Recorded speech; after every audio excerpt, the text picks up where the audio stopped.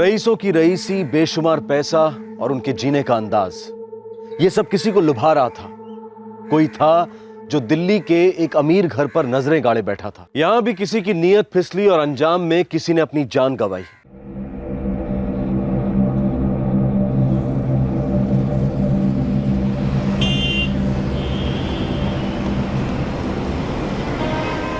दिल्ली में पैसे वालों की कमी नहीं है, बेशुमार पैसा है लोगों के पास। खजाने की कौन सी खान है इनके पास, न जाने कहां से आता है इतना पैसा।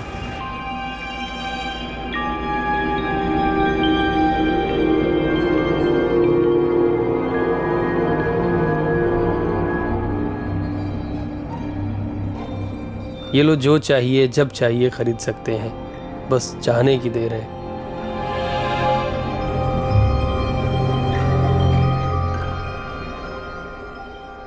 हरी, हरी। जी प्रियंका दीदी। ये लो सामान की लिस्ट, मार्केट जाके ले आओ। जी। अच्छा सुनो, सब्जियां थोड़ी देख के लाना, पिछली बार सारी सड़ी हुई सब्जियां लाई। जाओ।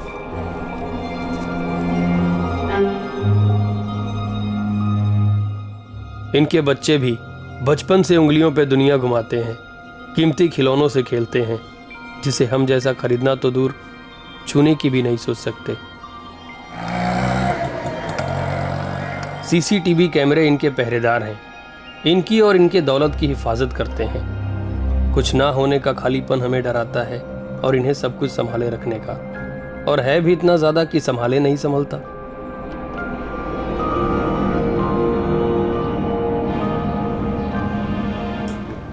दूध, दाल, सब्जी के भाव कितने ही बढ़ जाएं, इन्हें कोई फर्क नहीं पड़ता। महंगाई आसमान छू रही है, पर इन अमीरों को नहीं छू पाती। ये अपनी हर ख्वाहिश को खरीदने का दम रखते हैं, और हम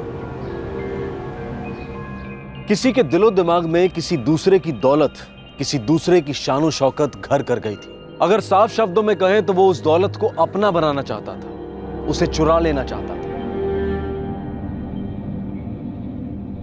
बाबूजी जितना पैसा कमाते हैं सब आप ही को तो भेज देते हैं। हम तुम्हारी बात समझ रहे हैं बेटा, पर तुम ही बताओ हम क्या करें। जानवी के लिए लड़का बहुत अच्छा मिला है, लोग भी बहुत अच्छे हैं, बिना दहेज के शादी को तैयार हो गए। पर तुम तो जानते हो ना बेटा, बाकी का खर्चा तो लड़की वालों को ही करना पड़ता ना शादी के लिए। अरे बाबूजी, अब आप लोगों के सुख सुविधा के लिए तो दिल्ली में आ बसे हैं। साल भर से काम कर रहे हैं, कोई दिन छुट्टी भी नहीं लिए। सारा तनख्वाह, दिवाली का बोनस सब तो भेज दिए हैं। अब आप बताइए और पैसा कहाँ से ले आए हम? तू अपनी मालकिन से बात करना। साल भर हो गया तुझे काम करते हुए उनके पास, बोल ना उनको तनख्वाह बढ़ाने को, और नहीं तो कम से कम उधारी पर देते बिना ब्याज के शादी के लिए। क्या फर्क पड़ेगा, बड़े लोग हैं वो। बड़े लोग तो हैं बाबूजी, पर किसी की मदद करने के लिए जेब नहीं दिल बड़ा होना चाहिए। और यहाँ तो सब्जी फल खरीदने जाते हैं तो 1-1 रुपए का हिसाब लेता है लोग। बाबूजी हमको नहीं लगता वो लोग मानेंगे। एक बार तू उन लोगों से पूछ कर तो देख, क्या पता हाँ ही कर दे। और तू कह भी तो रहा था तेरे काम से वो लोग बहुत खुश हैं। हाँ बाबूजी, कोशिश तो कर। देख मुश्किल की घड़ी है, इसलिए तुझ पे जोर दे रहे। रखते हैं।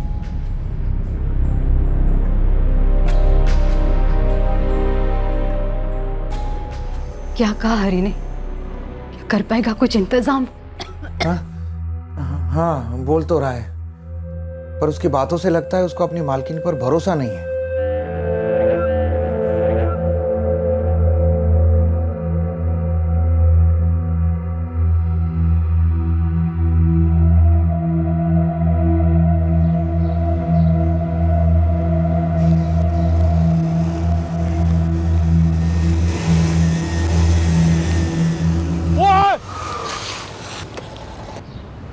देख के नहीं चल सकता क्या? नींद में है क्या?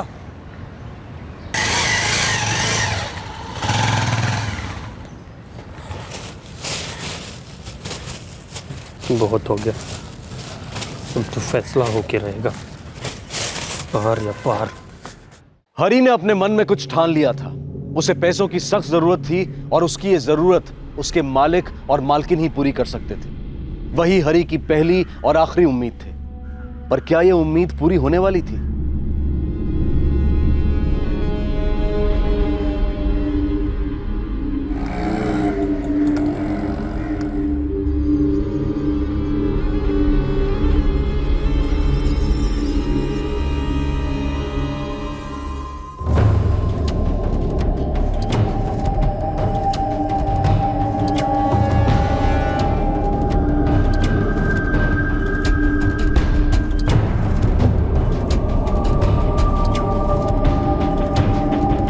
मम्मी जी मैं ना ज़रा मार्केट जा रही हूँ, 1-1.5 घंटे में लौटूंगी। अच्छा मैं गाड़ी लेके नहीं जा रही हूँ, यहाँ पार्किंग की ना बहुत प्रॉब्लम होती है। ठीक है, ऑटो रिक्शा ले लेना। जी मम्मी जी। यश क्या कर रहा है? यश अपने कमरे में है, टैबलेट पे गेम खेल रहा है।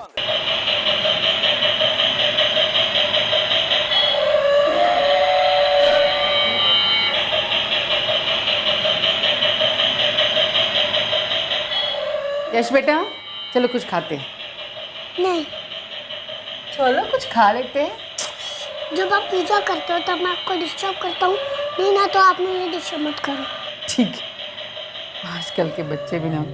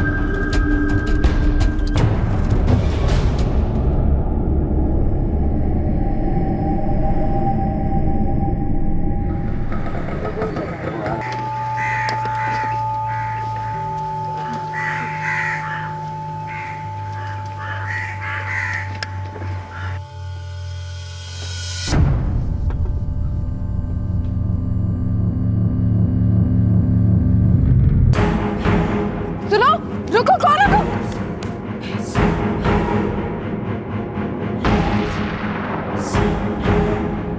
मम्मी जी, मम्मी जी,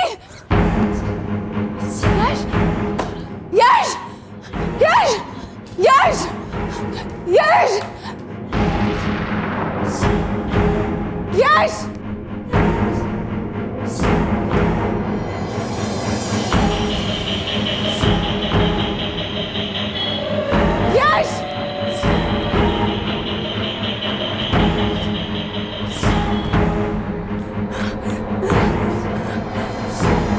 क्या?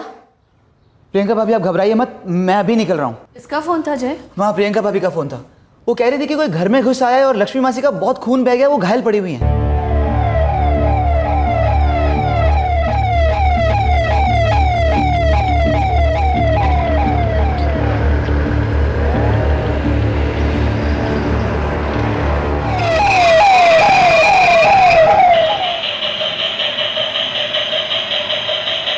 यश, यश, यश,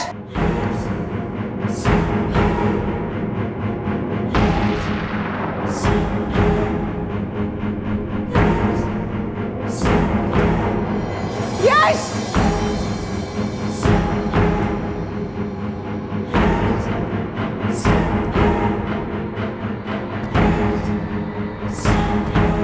यश, यश,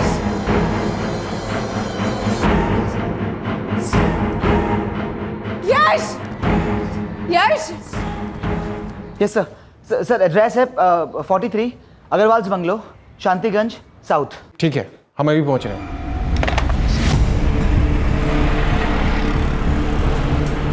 सक्सेना, फॉरेंसिक टीम को साइट पर बुलाओ।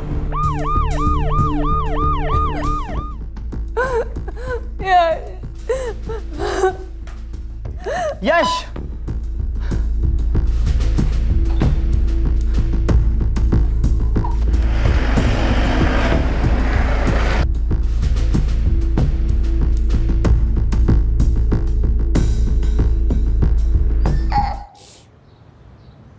यश, यश, यश,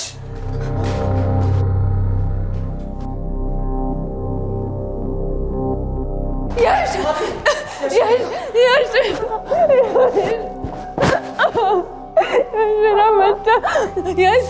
यश तू ठीक है ना?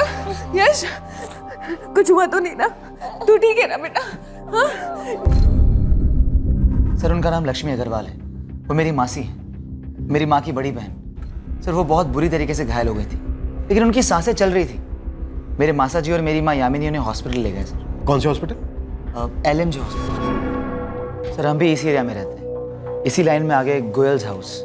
जैसे ही प्रियंका भाभी का फ़ोन आया, मैं और माँ फ़ौरन चले आए।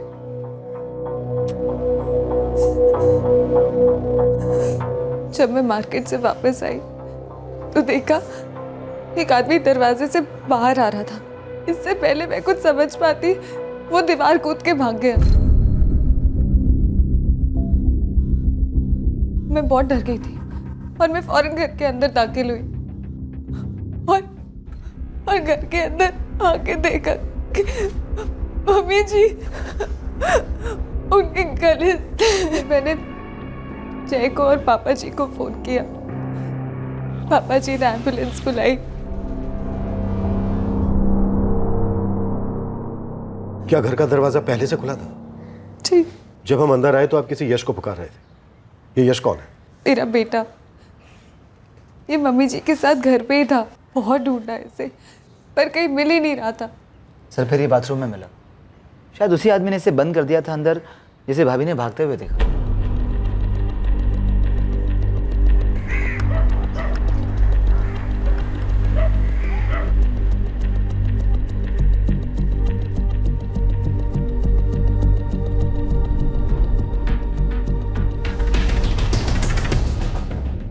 सर फोर्सली एंट्री की है, ऐसे तो कोई निशान नहीं मिले।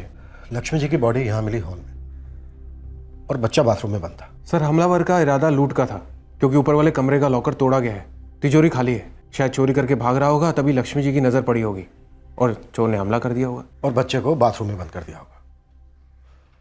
फॉरेंसिक टीम कहाँ तक पहुंची? पहुंच रही है 10 मिनट में। सर इस पूरे बंगले में 2 CCTV कैमरे हैं और दोनों ही CCTV कैमरे मेन गेट पर हैं सर, लेकिन दोनों के वायर्स कटे हुए हैं। हमलावर ने दाखिल होने से पहले ही काट दिए होंगे।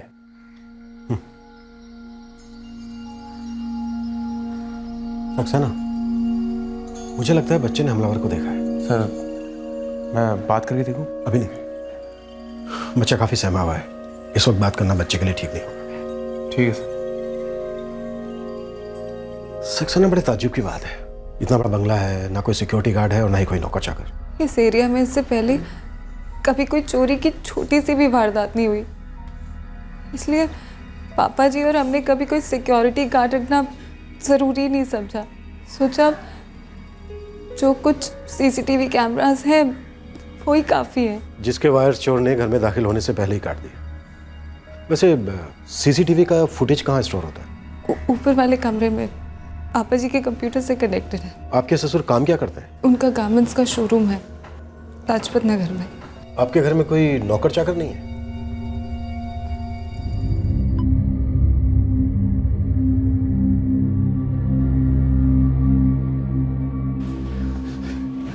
लक्ष्मी ठीक है ना डॉक्टर साहब? उनकी गले की नस बहुत बुरी तरह से कट गई थी और खून भी काफ़ी बह चुका था। We tried our best but sorry, हम नहीं बचा पाए उनको।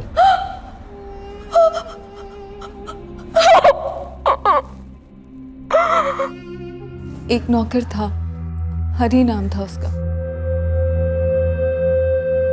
था मतलब? 3 दिन पहले उसने काम छोड़ दिया। भाभी भाभी लक्ष्मी मासी नहीं रही। क्या? अभी अभी माँ का हॉस्पिटल से फोन आया था।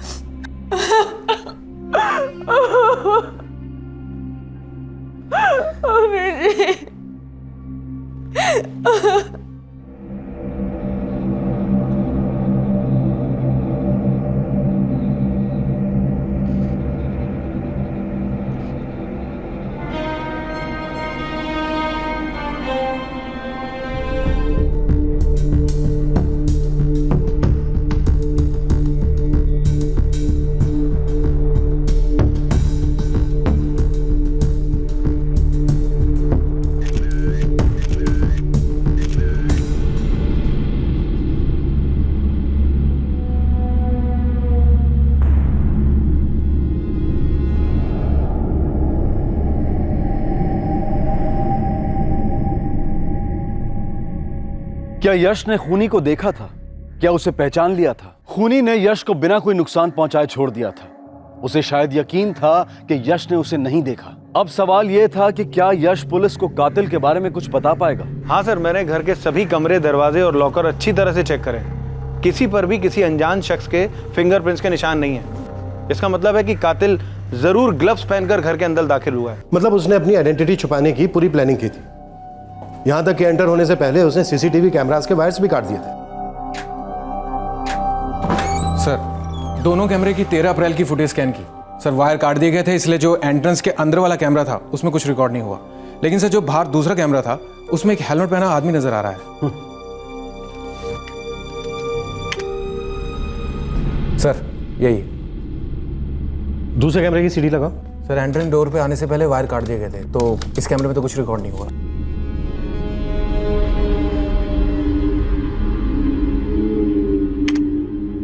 घर का दरवाजा पहले से खुला था। सर, इस गलती ने कातिल का काम बहुत आसान कर दिया। ये गलती से हुई है या फिर जानबूझकर की गई है? कभी कभी बड़े बड़े घरों में बड़े राज छुपे होते हैं। अपने कब्जों से कहो कि अग्रवाल फैमिली की पूरी हिस्ट्री निकाले। क्या सर? सर, कल प्रियंका ने जिस शख्स का जिक्र किया था, हरी मिश्रा, जो उनका नौकर है, जो कि 3 दिन पहले काम छोड़ के गया था, उसका नंबर स्विच ऑफ आ रहा है। हरी के मोबाइल की डिटेल्स निकालो। Yes sir.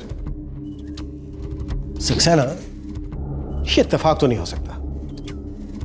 घर का नौकर काम छोड़ता है और उसके काम छोड़ने के कुछ दिन बाद ही ये हादसा हो जाता है। हरी के नौकरी छोड़ने की वजह और इस वारदात के बीच कहीं कोई कनेक्शन तो नहीं है? ये फोटो किसकी है? ये मेरे हस्बैंड कार्तिक है। 2 साल पहले हार्ट अटैक से इनकी डेथ हो गई। कल आप अपने नौकर हरी के बारे में बता रही थी। काम क्यों छोड़ा था उसने? जी, वो बहुत गुस्से में था, खासकर मम्मी जी से। कितना? 10,000। 6,000 से सीधा 10,000? अरे एक बार में इतनी तनख्वाह कोई बढ़ाता है क्या? माँ जी, हमारे बहन की शादी है और आप तो जानती हैं शादी में कितना खर्चा आता है। हर घर में शादी होती है, ये कोई वजह है पगार बढ़ाने की? आज तुम्हारी बहन की शादी, कल को तुम्हारी होगी, तुम फिर कहोगे पगार बढ़ाओ। नहीं माँ जी, माँ कसम, बस इस बार हमारा पैसा बढ़ा दीजिए। हम पूरे साल पैसा बढ़ाने का नाम नहीं लेंगे। माँ जी, वो 6,000 रुपये में हमारा गुजारा हो नहीं पाता है और हम खाना बनाते हैं, झाड़ू बर्तन करते हैं, कपड़ा धोते हैं, बाहर से सामान भी लाते हैं, तो इस हिसाब से 6,000 बहुत कम है। तुम मुझे काम गिनवा रहे हो? मैं गिनवाऊं? तुम यहाँ पे रहते हो, खाते पीते हो, उसके कम से कम 8 से 10,000 लगते हैं, ऊपर से 6,000 की पगार, कुल मिला के 15,000 खर्च होते तुम पर। मैंने कभी गिनवाए? माँ जी, बहुत ज़रूरत है हमको, जिम्मेदारी है हमारे कंधे पे। तुम्हारी जिम्मेदारियां उठाने का ठेका मैंने नहीं लेके रखा है, ये गलत बात है हरी। अच्छा माँ जी, आप हमारा तनख्वाह मत बढ़ाइए, बस हमको 6 महीने का तनख्वाह एडवांस दे दीजिए, हमारे बहन की शादी हो जाएगी। बात वही हो गई ना, कान यहाँ से पकड़ो या वहां से। देखो, तुम्हें हर महीने में 1 तारीख को तुम्हारी तनख्वाह मिल जाती है ना जी। आइंदा से तनख्वाह बढ़ाने की या एडवांस की बात नहीं करना। जाओ अपना काम करो। दीदी, आप भी माँ जी से बात कीजिए ना। मम्मी जी से?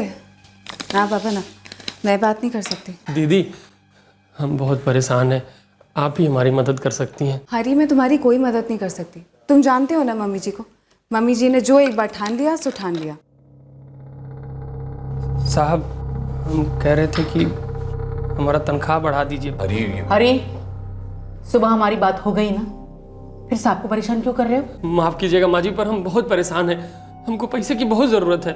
साहब हम हाथ जोड़ रहे हैं, अब आप कुछ कीजिए। हरी, ये सब नाटक मत कर। लक्ष्मी ने जो कह दिया वो सही है। हाँ साहब, पर हम माँ जी से बात किए थे, वो समझी नहीं रही हैं। ये सब रोने धोने का नाटक मेरे सामने बंद कर। तू क्या समझता है ये सब करके लक्ष्मी के खिलाफ तू मुझे भड़का लेगा? हमारी इतनी औकात कहाँ साहब, हम तो बस हाथ जोड़ के विनती कर रहे हैं कि हमारा पैसा बढ़ा दीजिए। बस हो गया हरी, जाओ यहाँ से। माँ जी, ये गलत है, हम साल भर से आपकी सेवा कर रहे हैं, मर मर के काम करते हैं, कोई दिन छुट्टी भी नहीं लिए, और आज थोड़ा सा पैसा बढ़ाने का नाम लिए तो आप लोगों को लगा एक दूसरे के खिलाफ भड़का रहे हैं। आवाज नीचे। तुम्हें एक बार कहा ना कि पगार नहीं बढ़ेगी। हाँ, तो हमको भी यहाँ काम नहीं करना है, जा रहे हैं हम यहाँ से। तुझे जाना है ना, जा। किसने रोका है तुझे? लोग काम पाने के लिए तरसते हैं, तेरे पास तो अच्छा खासा काम भी है, फिर भी तुझे समझ में नहीं आ रहा है। और क्या चाहिए तुझे? सब कुछ तो है यहाँ पे, फिर भी तू नाटक करके और ज्यादा पैसा ऐंठने की कोशिश कर रहा है। पैसा ऐंठने की कोशिश? साहब, हम यहाँ हाथ जोड़ के आप लोगों से विनती कर रहे हैं और आपको लग रहा है हम पैसा ऐंठने की कोशिश कर रहे हैं? जा रहे हैं हम यहाँ से, पर एक बात कहेंगे, भुगतना पड़ेगा आपको। अपने कंजूसी का, अपने घमंड का बहुत भारी कीमत चुकाएंगे आप। जाओ, दफा हो जाओ यहाँ से।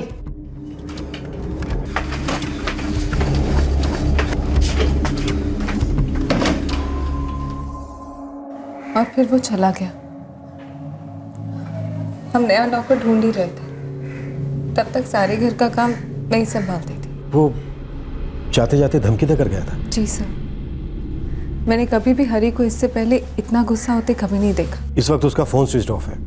उसके गांव का एड्रेस या उसके किसी दोस्त का नंबर होगा आपके पास? जी नहीं सर, एक्चुअली हरी पहले हमारे घर पे काम करता था। मौसी के यहाँ जरूरत थी इसलिए हमने उसे यहीं भेज दिया था। और आपके यहाँ किसने भेजा था? मैं कुछ सामान खरीदने मार्केट गई हुई थी। हरी अचानक सामने से आया और काम मांगने लगा। कब की बात है ये? करीब 1.5 साल पहले। माँ जी नमस्ते। आपको घर का काम करने के लिए कोई आदमी चाहिए क्या? हम घर का सारा काम कर लेते हैं, खाना बनाना, कपड़ा धोना, झाड़ू बर्तन, सब कुछ। तुम्हारा नाम क्या है? हमारा नाम हरी मिश्रा है।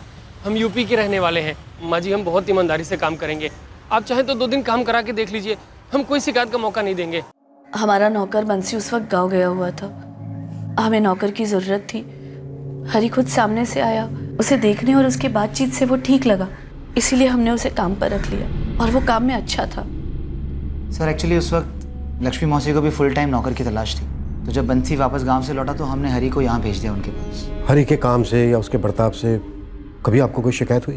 बिल्कुल नहीं सर, वो अपने काम में बहुत मेहनती था और जहाँ तक मुझे याद है यामिनी दीदी को भी उसका काम पसंद था। इसीलिए जब उन्होंने बताया कि हरी काम छोड़ कर गया है और धमकी दी है, मुझे बहुत अजीब लगा। मुझे भी अंदाजा नहीं था सर कि बात इतनी बढ़ जाएगी। हरी यूपी में कहाँ से है? शायद इलाहाबाद से। इलाहाबाद में उसका परिवार रहता है, उसके बाप, उसकी माँ और उसकी बहन, जिस बहन की शादी के लिए वो पैसे मांग रहा था। प्रियंका जी,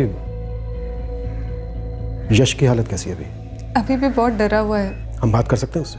तिजोरी की चाबी हमेशा लक्ष्मी के पास ही रहती थी, वही देखती थी सब कुछ, उसी का तो था ये सब। अब अगर ज्वेलरी सब मिल भी गया तो क्या फायदा? लेकिन ये हमारे लिए जानना बहुत जरूरी है। कुछ तो अंदाजा होगा आपको कि लॉकर में कितना कैश था, कितनी ज्वेलरी थी? करीब 10-15 लाख की ज्वेलरी थी और 5 लाख के आसपास कैश था। सर, हरी ने जो सिम कार्ड खरीदा था उस पे एड्रेस लक्ष्मी अग्रवाल के घर का ही है। हमने प्रियंका से ही बात की, उनको कहना है कि वो फ़ोन उन्होंने हरी को खरीद के दिया था और जिस दिन वो काम छोड़ के गया वो फ़ोन भी अपने साथ ले गया था। हरी के कॉल रिकॉर्ड से कुछ पता चला? सर, पिछले 1 महीने की फ़ोन रिकॉर्ड्स में हरी ने सबसे ज़्यादा बातें इलाहाबाद में अपने पिता ओम प्रकाश मिश्रा से की हैं। हरी अपनी बहन की शादी को लेकर बहुत टेंशन में था। हो सकता है वो पैसे लेकर वहीं भाग गया। हरी के पिता को फ़ोन मत करना, अचानक जा पहुंचेंगे। हो सकता है हरी हमें वहीं मिल जाए। सर, ज्वेलरी भी चोरी हुई है और हरी को पैसे की ज़रूरत थी। अगर हरी गाँव नहीं गया और यहीं पे है तो वो ज्वेलरी बेचने की कोशिश ज़रूर करेगा। अपने खबरियों से कहो कि जो ज्वेलर्स लूट के माल में डील करते हैं उन पर नजर रखें। Yes sir. मुझे लगता है कि यश खूनी को अच्छी तरह से पहचानता है, तभी वो इतना ज्यादा डरा हुआ है, कुछ बोल नहीं पा रहा। ये केस जितना सिंपल लग रहा है ना, उतना है नहीं। अगर हरी इसमें इन्वॉल्व है तो वो अकेला नहीं है, कोई और भी है जिसने उसका साथ दिया।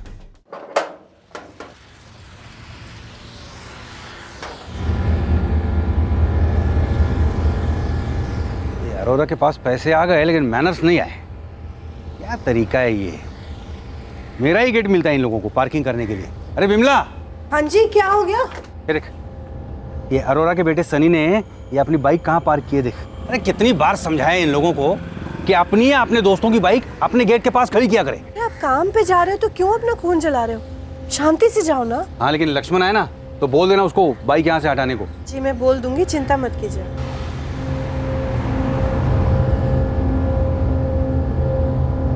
हरी मिश्रा इस केस का प्राइम सस्पेक्ट था। उसके पास खून करने का मोटिव था और उसका फोन स्विच ऑफ होना पुलिस के शक को और पुख्ता कर रहा था। हरी उस घर में 1 साल से काम कर रहा था, उस घर के चप्पे चप्पे से वाकिफ था। कब, कहां, कैसे, क्या मिलेगा ये वो बखूबी जानता था। और पुलिस हरी की तलाश में इलाहाबाद के लिए निकल चुकी थी। नहीं नहीं साहब, हमारा हरी ऐसा कर ही नहीं सकता। हम अपने बेटे को अच्छी तरह से जानते हैं। इतनी अच्छी तरह से जानते हो तो फिर ये भी जानते होगे कि हरी इस वक्त कहाँ है। 4 दिन से उससे हमारी कोई बात नहीं हुई है, उसका फोन भी बंद है। हमें तो आपसे ही पता चला कि उसने नौकरी छोड़ दी। हमने तो सोचा था कि जानवी की शादी के लिए कैसे भी करके पैसा इकट्ठा करके ही रहेगा। शायद आपके बेटे हरी ने भी ऐसा ही सोचा। जब उधार मांगने पर उसकी मालकिन ने उसे पैसे नहीं दिए तो उसने नौकरी छोड़ दी। अपनी मालकिन का खून करके 10 से 15 लाख के जेवर और 4 से 5 लाख रुपए कैश लेकर फरार हो गया। नहीं नहीं साहब, हमारा हरी ऐसा नहीं कर सकता, हम उसे अच्छी तरह से जानते हैं। अगर उसने ऐसा कुछ नहीं किया है तो फिर वो अपना फोन बंद करके क्यों बैठा है? आप लोगों से बात क्यों नहीं कर रहे? मेरे भैया ऐसा कर ही नहीं सकते हैं। आपको अगर विश्वास ना हो तो जाइए उन लोग से पूछिए जहाँ भैया पहले काम करते थे। हरी जिस हालात में था, क्राइम का खाता अक्सर ऐसे ही हालातों में खुलता है। किसी चीज के ना मिल पाने का मलाल पता नहीं कब आक्रोश बनकर फट पड़ता है। इंसान वो कर बैठता है जो उसे नहीं करना चाहिए था। इस बीच हरी अगर आप लोगों से कांटेक्ट करता है तो कुछ भी छुपाइएगा नहीं, तुरंत हमें बताइए।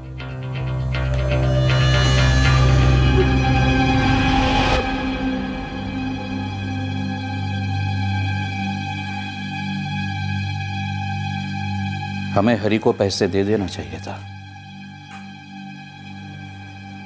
तो शायद ऐसा नहीं होता। हमारे आज के बर्ताव का कल क्या नतीजा होगा ये कोई नहीं जानता। दीदी को हरी के साथ पैसों के लिए उलझना नहीं चाहिए था।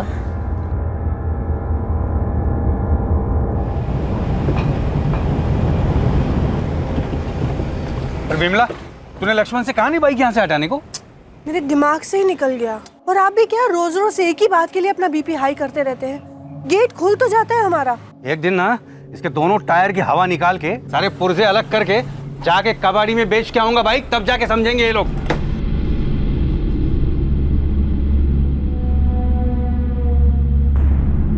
साहब, अग्रवाल फैमिली का पूरा पोस्टमार्टम किया, अंदर कोई लफड़ा दिखा नहीं।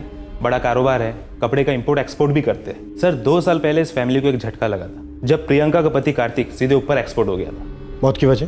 दिल का दौरा। इस जय के बारे में कुछ पता चला? इसका फैमिली के किसी मेंबर के साथ कोई दिल का लफड़ा? सर अभी तक तो कोई इन्फॉर्मेशन मुझे नहीं मिली है। खूनी ने बच्चे को सिर्फ डराया, उसे मारा नहीं, जबकि वो अच्छी तरह से जानता था कि बच्चा विटनेस हो सकता है। अब इतना दयालु तो वो था नहीं। मुझे तो कुछ ऐसा नहीं लग रहा है, नहीं फिर भी मैं एक बार और पोस्टमार्टम करूंगा और जहां मुझे कुछ पता चला मैं आपको सीधे मिस कॉल कर दूंगा। यश बेटा,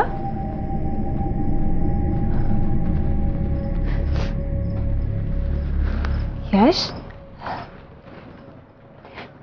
बेटा, मम्मी ने ना आज आपकी फेवरेट खीर बनाई है। खीर खाओगे ना?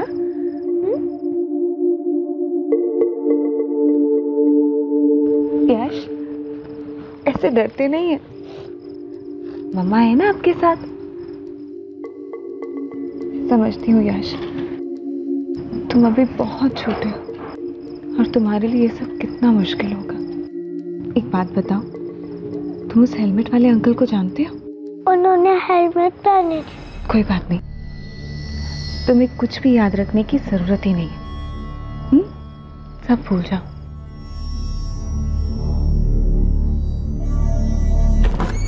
सर, हरी की सेल डिटेल मिल गई है सर।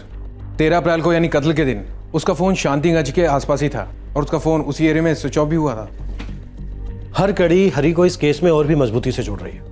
मैंने हरी के पुराने मालिकों से बात की, सब उसकी बहुत तारीफ कर रहे थे। एक पल के लिए तो मैं भी सोचने लगा कि हरी हालात का मारा है, उसने किसी को नहीं मारा। पर मर्डर के दिन हरी के फोन का उस एरिया में होना, इसकी कोई और वजह हो ही नहीं सकती। Right sir. सर, हरी के फोन रिकॉर्ड्स में एक नंबर और है, पंकज शर्मा का। हरी के घर छोड़ने के बाद उसका फोन फिर से ऑन हुआ। सर एक बात और, हरी और पंकज की फोन लोकेशन बिल्कुल सेम थी, प्रतीक मार्केट, और पंकज रहता भी उसी एरिया में।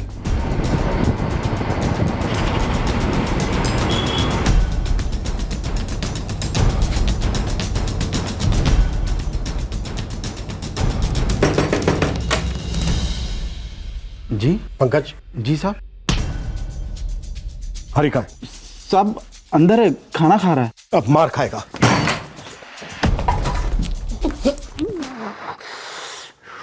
13 अप्रैल 2015, शांतिगंज साउथ, अग्रवाल फैमिली के घर के पास। और उसके बाद तूने अपना फोन स्विच ऑफ कर दिया। बोल, उस एरिया में गया था या नहीं? हाँ साहब, मैं बंगले तक गया था। बंगले के दर्शन करने? नहीं साहब, माफी मांगने गया था। जब मैंने गुस्से में नौकरी छोड़ दी तो हमको ख्याल आया कि हमारी बहन की शादी है और हमारे पास पैसे नहीं होंगे तो शादी कैसे होगी। और वहां पहुंचकर तेरा इरादा बदल गया। तूने सोचा जो चीज मांगने पर नहीं मिल रही है उसे छीन लेता हूं। सबसे पहले तूने सीसीटीवी कैमरास के वायर काटे और उसके बाद अपनी मालकिन का कला। नहीं साहब, ये सब झूठ है। हमने ऐसा कुछ नहीं किया है। हमको तो कोई तार वार काटना आता ही नहीं है साहब। हम माँ जी से बहुत नाराज थे, हमने उनको बहुत कोसा भी, पर उनको मारने का हम सोच भी नहीं सकते। सोडे जी साहब। ये लातों के भूत है जी। मार मार के भगाओ इन भूतों को। जी साहब। नहीं साहब, नहीं साहब, नहीं साहब, कुछ नहीं किया, कुछ नहीं किया साहब, कुछ नहीं किया। हरी ने मुझे बताया कि उसका अपनी मालकिन के साथ कुछ कहा सुनी हो गया था और साहब वो सीधा काम छोड़कर मेरे पास आ गया। यहाँ गरीब की चमड़ी छूट जाएगी पर अमीर की दमड़ी नहीं छूटेगी। बस भैया शांत हो जाओ, चुपचाप खाना खाओ, सो जाओ। कैसे सो जाएं यार?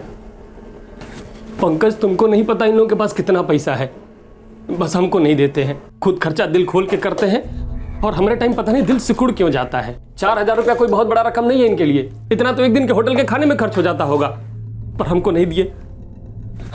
हम इनका पैसा लेके भाग जाते का? तिजोरी में पैसा भरा है और दिल एकदम खाली। इस बारे में सुबह शांति से बात करेंगे, ठीक है? अभी चुपचाप खाना खाओ और सो जाओ। यानी हरी ने पहले ही सोच लिया था उनकी तिजोरी में हाथ मार के अपना जी भर लेने का और उनका खून करके अपनी भड़ास निकालने का। क्यों? नहीं साहब, ऐसा नहीं है। हरी को हम बचपन से जानते हैं साहब। हम दोनों दिल्ली भी साथ में आए थे।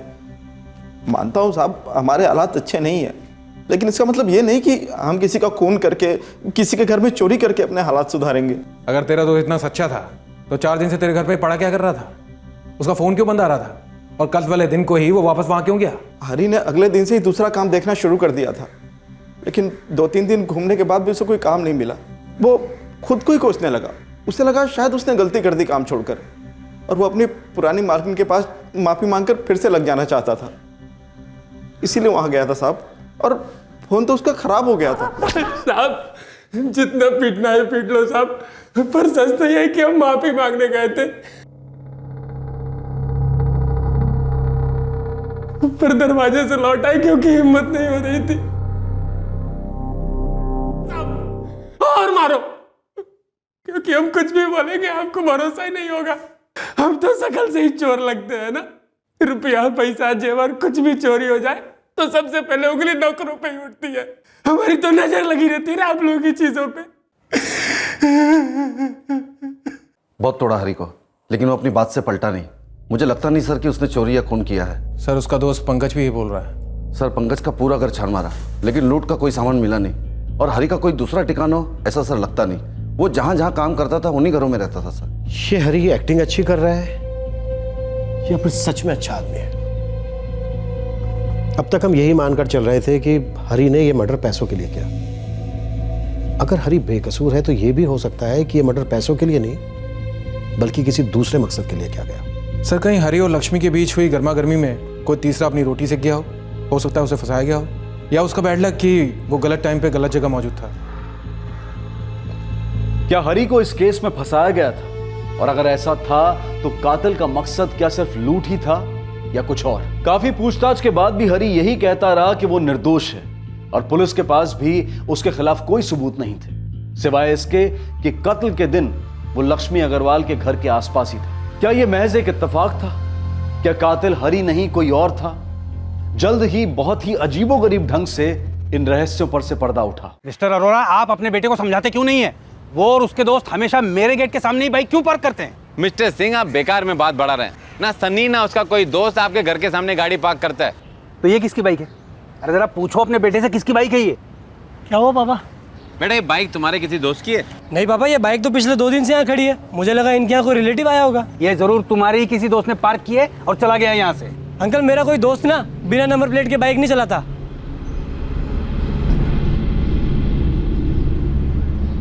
कमाल है, नंबर प्लेट निकाली गई है, जरूर किसी गलत काम के लिए इस्तेमाल की गई होगी। अंकल, आप मुझे ऐसे क्यों देख रहे हो? कुछ नहीं, अब तो पुलिस आके देखेगी। अब आप चलिए।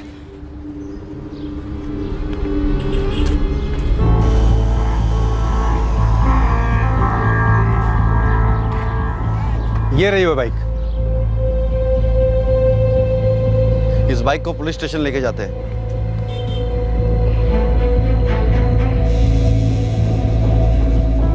पापा ये सिंह अंकल तो बिल्कुल पागल है, इसने तो सच में पुलिस बुला ली। ये बाइक कब से यहाँ पे खड़ा है? पिछले 3-4 दिन से। पहले मुझे लगा कि ये सामने वाले अरोरा की होगी, लेकिन वो तो मना कर रहे हैं। शांतिकुंज साउथ में एक बंगले के बाहर बाइक पड़ी थी जो लक्ष्मी अग्रवाल के घर के काफी नजदीक है। कातिल ने हेलमेट पहना हुआ था। आरटीओ से पता करो ये बाइक किसके नाम पर रजिस्टर्ड है। सर ऑलरेडी कांस्टेबल भेज दिया गया है आरटीओ में, अभी पता चल जाएगा। गुड।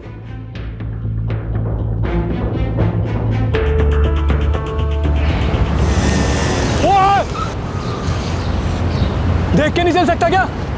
नींद में है क्या? बिना नंबर प्लेट की इस लावारिस बाइक ने मानो इस केस की इन्वेस्टिगेशन को रफ्तार दे दी। जब बाइक की डिटेल्स आई तो पुलिस को इस लूट और मर्डर केस में एक अहम ब्रेक थ्रू मिला। सर आरटीओ से डिटेल मिल गई है, बाइक किसी सागर खंडेलवाल के नाम पे रजिस्टर्ड है, शांतिगंज में रहता है।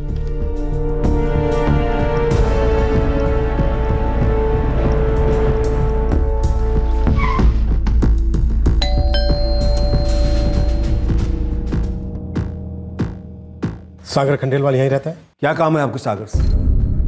हमारे कुछ सवाल हैं, उनके जवाब चाहिए आपके बेटे सागर से। वो इस वक्त घर पर नहीं है। ये सागर की बाइक है? जी हाँ। शायद फोटोग्राफ आपने ध्यान से नहीं देखा, बाइक पर नंबर प्लेट नहीं लगी है। बिना नंबर प्लेट की बाइक चलाता है आपका बेटा? जो भी बात है आप साफ साफ बताइए। हमें शक है कि आपका बेटा सागर लक्ष्मी अग्रवाल के मर्डर केस में इन्वॉल्व है। ये क्या कह रहे हैं आप? मेरा बेटा इंजीनियर है, वो पढ़ा लिखा है, वो ऐसे काम नहीं कर सकता है। इंस्पेक्टर हम इज्जतदार लोग हैं, हमारा बेटा ऐसा काम कर ही नहीं सकता। आपका दिमाग तो खराब नहीं हो गया? आप जानते क्या कह रहे हैं आप? अच्छी तरह से जानता हूं मैं क्या कह रहा हूं, और दिमाग किसका खराब हो गया है ये आपके बेटे से बात करने के बाद पता चल जाएगा। देखिए इंस्पेक्टर, लीजिए आ गया मेरा बेटा। सागर बेटा तेरी बाइक कहाँ है? ये लोग जानना चाहता है, पता ही नहीं। बाइक पापा वो तो यहीं पर है। क्या मतलब कहाँ? सर वो तो घर के पीछे खड़ी है, लेकिन आप लोग क्यों पूछ रहे हैं? घर के पीछे ही है ना, तो चलो चल के देख लेते हैं। अब सॉरी सर, वो मेरे दिमाग से निकल गया। वो दरअसल मैं शायद अपने दोस्त के घर खड़ी करके आ गया था। दोस्त का नाम? मनीष? नहीं, शायद कपिल। कपिल का नंबर दो, अभी बात करके पता कर लेते हैं। सागर प्रॉब्लम क्या है? तू ठीक से जवाब क्यों नहीं दे रहा है? सागर कहीं तूने कुछ गलत तो नहीं किया ना? नहीं पापा, बिल्कुल नहीं। कमाल की बात कर रहे हैं आप। ये लोग बिना बात के सवाल पूछ रहे हैं, और आप पापा मेरी बाइक है, मैं कहीं भी खड़ी कर सकता हूँ। ये रही तुम्हारी बाइक, और ये किसी कपिल के घर नहीं बल्कि पिछले 4 दिन से कृष्णा सिंह के बंगले के पीछे खड़ी है। हमें बिना नंबर प्लेट की बाइक तो मिल गई है, कोई नहीं, हेलमेट भी मिल जाएगा। पूरा घर छान मारो, एक भी कोना छूटना नहीं चाहिए। बैग दिखा पहले। बिना सर्च वारंट के आप मेरे घर की तलाशी नहीं ले सकते इंस्पेक्टर साहब, मेरी पहुंच भी ऊपर तक है।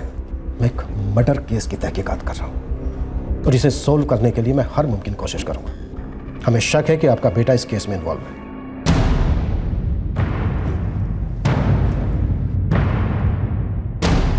सर ये नंबर प्लेट्स और हेलमेट मिला है। मैं समझ सकता हूं इस वक्त आप लोगों पर क्या बीत रही हो। उस घर के सीसीटीवी फुटेज से हमें पता चला कि कातिल ने हेलमेट पहना हुआ था। ये वही हेलमेट है। आपके बेटे की बाइक का बिना नंबर प्लेट के मिलना और इसके पास से इतने सारे पैसे मिलना, इन सब बातों से यह साबित होता है कि आपका बेटा सागर लक्ष्मी अग्रवाल मर्डर केस में इन्वॉल्व है। चल। क्या?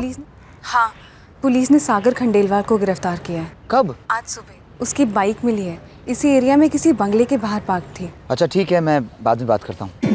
या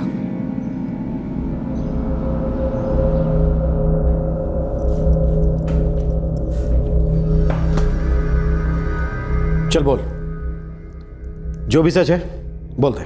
अब चुप रहने से कोई फायदा नहीं है सागर। अगर मैंने तेरा ये मौनव्रत तोड़वाया ना तो तेरा सब कुछ टूटेगा, एक भी हड्डी सही सलामत नहीं बचेगी। बोल। सर मैंने नहीं मारा उस औरत को, मुझे पैसा चाहिए था। चोरी करने के लिए मारा या फिर किसी ने पैसे दिए थे मर्डर करने के लिए? नहीं, किसी ने पैसे नहीं दिए थे सर, बल्कि मुझे उनके पैसे चाहिए थे। उनके आलीशान बंगले को देख के मेरे मन में लालच आता था। जब भी उस बंगले के पास से गुजरता था मेरी नजरें वहीं टिक जाती थी। अग्रवाल्स काफी अमीर थे। हमेशा सोचता था कितना पैसा होगा इनके घर में। क्या शान की जिंदगी जीते थे वो लोग। तू भी कोई गरीब परिवार से नहीं है, खुद इंजीनियर है, फादर अच्छी पोस्ट पे है तेरे। लेकिन पापा के पास हमेशा मुझे देने के लिए नसीहतें थी, पैसे कभी नहीं। मैं खुद का बिजनेस करना चाहता था, एंटिक्स का। मेरे दोस्त के फादर भी इसी लाइन में है, वो भी अग्रवाल से इतने अमीर हैं सर। वो मेरी हेल्प करना चाहते थे, लेकिन सर इनिशियल इन्वेस्टमेंट की ज़रूरत थी। बेटा ये एंटिक के बिजनेस का आइडिया तुम्हें कहाँ से आ गया? तुम इंजीनियर हो, मैं अच्छी सी जॉब मिल जाएगी। पापा मम्मी, मुझे 9 से 5 की नौकरी में कोई इंटरेस्ट नहीं है। इंटरेस्ट नहीं है तो इंटरेस्ट पैदा करो। तुम्हें सिर्फ अपने दोस्त के पापा के पैसे नजर आते हैं, उसके पीछे कितनी मेहनत लगी होगी, कितना वक्त लगा होगा, ये तुम नहीं जानते। ऐसे जोश में आके बिजनेस करना सरासर बेवकूफ़ी है, और ऐसी बेवकूफ़ी में मैं कभी इन्वेस्ट नहीं करूँगा।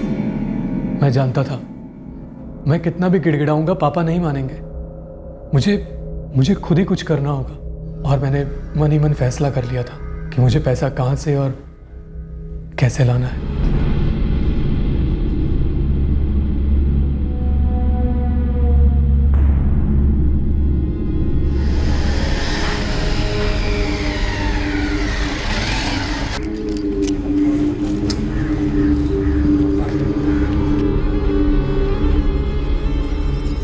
घर का एक नक्शा मेरे दिमाग में छपा हुआ था। मैं जानता था सीसीटीवी कैमरास कितने हैं और कहाँ हैं, और ये भी जानता था कि सिक्योरिटी नहीं है, सिर्फ एक नौकर है।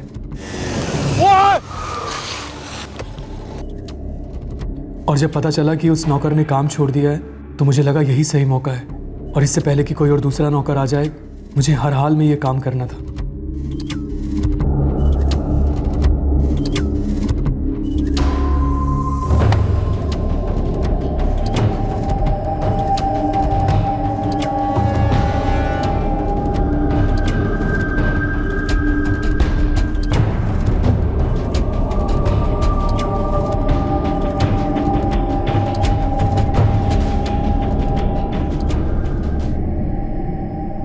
तू पहले कभी उस घर में गया था? तिजोरी कहाँ है ये तुझे पहले से पता था? नहीं, लेकिन इतने बड़े घर में तिजोरी होगी ये तो पता था, और उस तिजोरी में रुपया, जेवर ये सब होगा ये भी पता था। बस सर ये अंदाज़ा नहीं था कि वो औरत वहीं बाहर के कमरे में बैठी होगी। कौन हो तुम? और अंदर कैसे आ गए? सर मेरा इरादा किसी को मारने का नहीं था। इसीलिए चाकू लेकर गया था? वो तो सेफ्टी के लिए लेकर गया था सर, मैं किसी को मारना नहीं चाहता था। तू किसी भी तरह से पैसे हासिल करना चाहता था। उस वक्त तेरे और पैसों के बीच में जो भी आता तू उसे मार डालता, जो कि तूने किया। नहीं सर, मुझे लगा वो औरत चिल्लाएगी तो मेरे बिजनेस का सारा प्लान खराब हो जाएगा। मैंने बच्चे को कोई चोट नहीं पहुंचाई सर, मैं तो बस ये चाहता था कि वो चुप रहे और मैं पैसा लेके आसानी से भाग सकूं।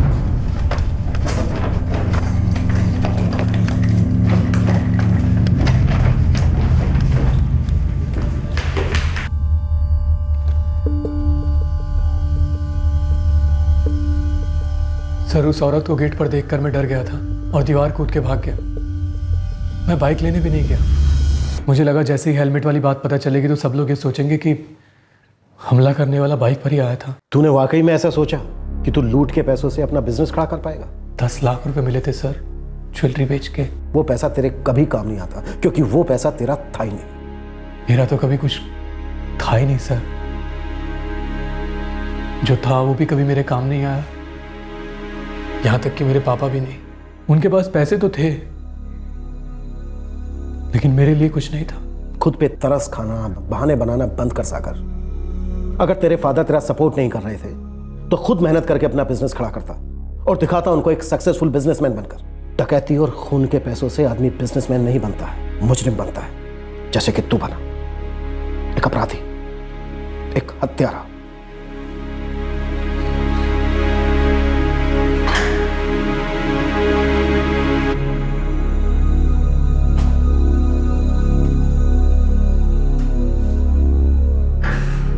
सॉरी हरी, क्या करें, हालात ही कुछ ऐसे। तो शुरू से ही हमारे खिलाफ रहे। हम जैसों की जिंदगी तो हालात से लड़ने में ही खत्म हो जाती है, वरना पैसा कमाने का, बड़ा बनने का जुनून हमारे भीतर भी है, पर हम दूसरे के माल को पाने में अपना झोपड़ा नहीं जलाते।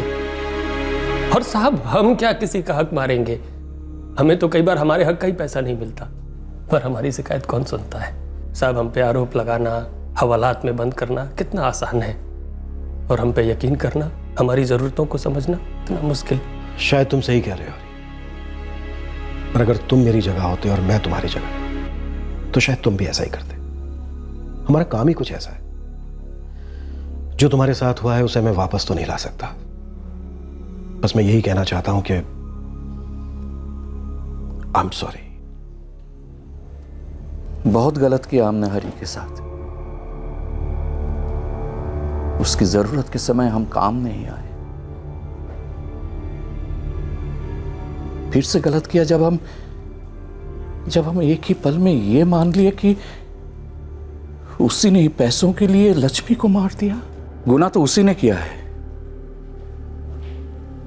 जो सोकल अच्छे परिवार से है। किस चीज की कमी थी? कौन है अच्छे परिवार? सागर, हम या हरी? जानते हैं मुझे इंजीनियरिंग कभी नहीं करनी थी, लेकिन आप चाहते थे ना, इसीलिए कि पापा जो मैं करना चाहता था वो तो कभी आपने मुझे करने ही नहीं दिया। मेरे खुद के कुछ सपने, कुछ एम्बिशंस भी तो हो सकते थे ना पापा। बिजनेस करना चाहता था और उसके लिए मुझे पैसे चाहिए थे। आपके पास नहीं आता तो कहां जाता? गलती मेरी ही है बेटा, मुझे तेरा साथ देना चाहिए था, लेकिन बेटा पैसों के लिए तूने किसी को मार दिया। तेरे सपने किसी की जिंदगी से बड़े कैसे हो सकते हैं? सॉरी पापा, मुझसे बहुत बड़ी गलती हो गई। पापा, माँ, मेरे दिमाग में गंद घुस गया था।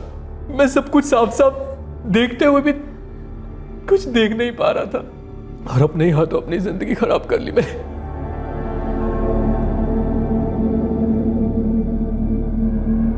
सागर को आईपीसी की धारा 302 के तहत हत्या के लिए और धारा 394 के तहत डकैती को अंजाम देने के इरादे से किसी को जानबूझकर चोट पहुंचाने के लिए बुक किया गया है। हरी के लिए मौजूदा तनख्वाह में अपने परिवार की जरूरतें और बहन की शादी की जिम्मेदारी को निभा पाना मुश्किल हो रहा था। उसकी लाख विनती के बावजूद भी उसकी तनख्वाह नहीं बढ़ाई गई और नाराजगी में उसने काम छोड़ दिया। पर गुस्से में आकर अपने मालिकों को दी गई उसकी धमकी ने उसे इस केस में प्राइम सस्पेक्ट बना दिया, जबकि उसका इस जुर्म से कोई वास्ता नहीं था। सोच कर देखें कि अगर हरी की तनख्वाह बढ़ा दी गई होती तो उसकी मुश्किलें कितनी आसान हो जाती।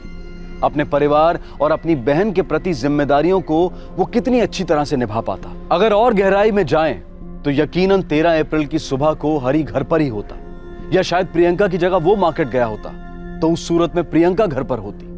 अगर ऐसा कुछ भी हुआ होता तो शायद सागर अपने मंसूबों को आगे बढ़ाने की हिम्मत ही ना करता। यूं होता तो क्या होता?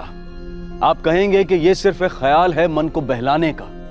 आप में से कई ये दलील भी देंगे कि जो होना होता है वो तो होकर ही रहता है, लेकिन हकीकत और संभावना के बीच का पुल एक काश के धागे से जुड़ा होता है, और इस काश के अंदर न जाने कितनी आहें, कितने अफसोस कैद होते हैं। काश ऐसा किया होता या काश ऐसा ना किया होता, इंसान अपनी हर चूक, अपने हर गलत फैसले पर इन लफ्जों को अपनी जुबान पर लाता है।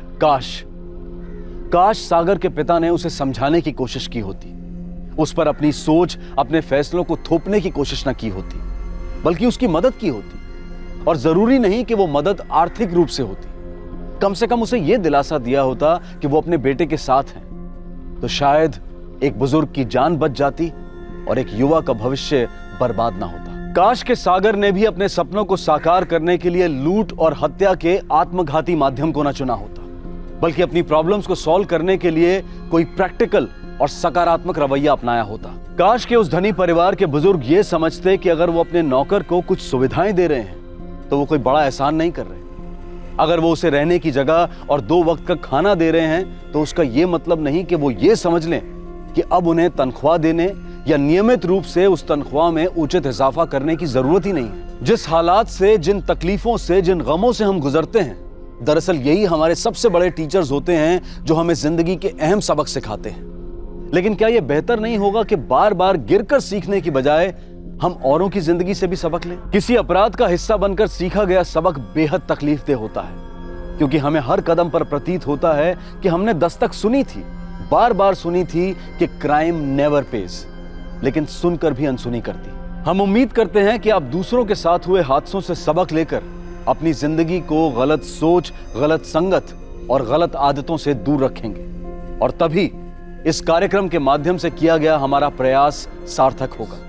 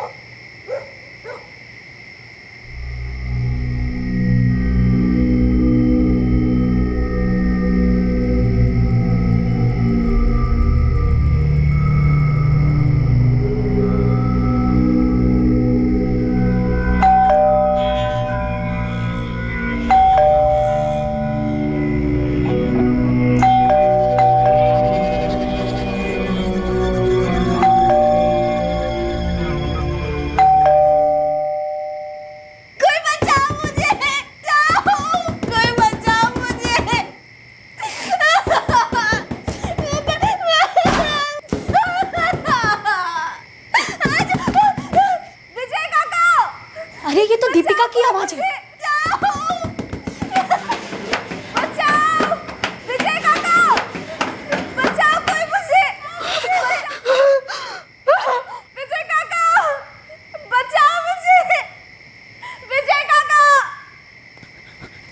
दीपिका, दीपिका दरवाजा खोलो, मैं विजय हूँ।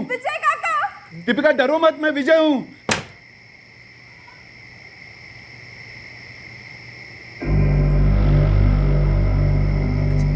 काय झालं दीपिका? ये सब क्या हुआ दीपिका?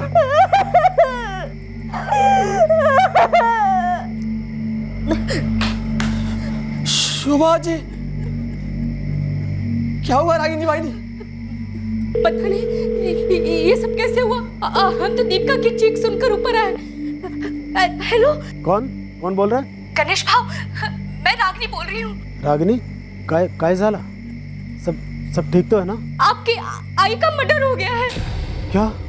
हाँ, हमें भी अभी पता चला है।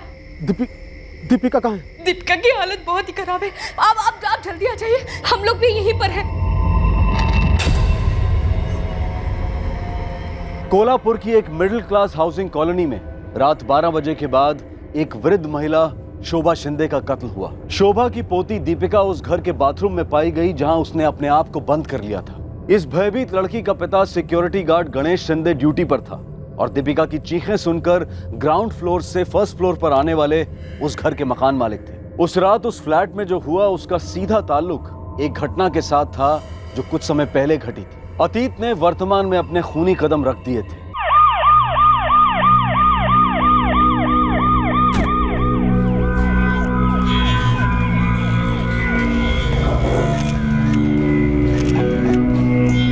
साहब, विजय मोरे, यहाँ का मकान मालिक, ग्राउंड फ्लोर पे रहता हूँ। मैंने ही आपको फोन किया था। ठीक है सावंत, पंचनामा करा आणि बॉडी पोस्टमॉर्टमला पाठवून दे।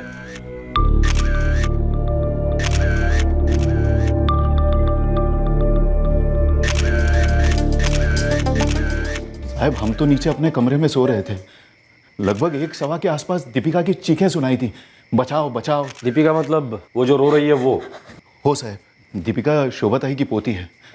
तो हम मतलब मैं और मेरी पत्नी रागिनी, वो जो दीपिका के साथ बैठी है, हम दोनों भागते भागते ऊपर आए। देखा तो घर का दरवाज़ा खुला था और शोभा ताई की लाश यहाँ पड़ी थी। अंदर से दीपिका की चीखें सुनाई दे रही थी। अंदर जाके देखता हूँ तो बेडरूम में कोई नहीं है। दीपिका ने अपने आप को बाथरूम के अंदर बंद कर लिया था। वो कौन है? राघव, वो बगल वाले घर में रहता है। शोभा ताई को आई मानता था।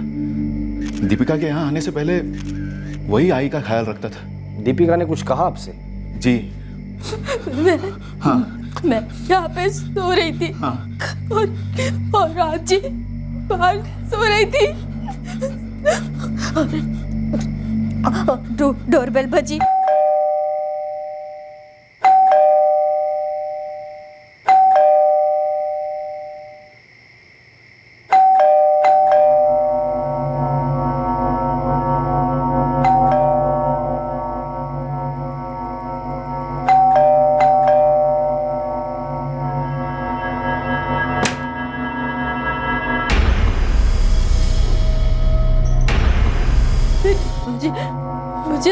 आजी की रोने जैसी आवाज, जैसे किसी ने उनका गला दबा दिया। आजी, दीपिका मुझे बचाओ! आजी, बचाओ! कोई मदद करो! आजी, आजी, फिर क्या हुआ दीपिका? वो लोग वापस आ गए।